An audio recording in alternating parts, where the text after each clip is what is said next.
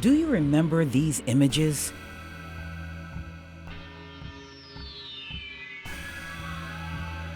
Good Friday 2012, when a Navy jet fell from the sky, dead center into the Mayfair Mews apartment complex. Nobody died, nobody really got hurt. How can you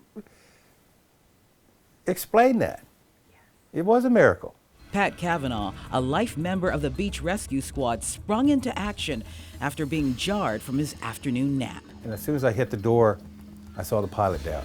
Turns out one of the pilots landed right outside of his sliding glass doors. He called on a neighbor, and they sprung into action.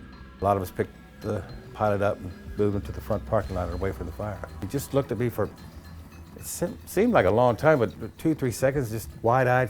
He said, "I'm sorry I crashed into your apartment complex." The idea of it makes Pat smile. In the midst of the chaos, the pilot didn't forget his manners.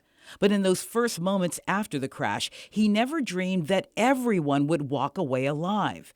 His years working with the beach rescue squad prepared him for the worst. I looked back and I pointed and said, "Well, they're dead. And I know she's gone," because they don't go anywhere. Pat was never happier to be so wrong, especially with memories of neighbors doing everything so right.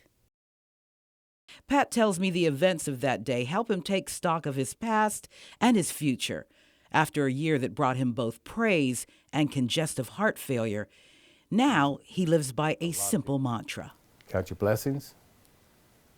Move on. One day at a time. You're alive. Make the new memories.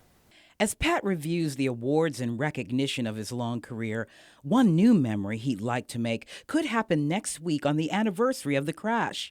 He's been invited by the Navy to a thank you reception for first responders, and nothing would make him happier than meeting the man he helped rescue when he fell from the sky. Barbara Sierra, News Channel 3.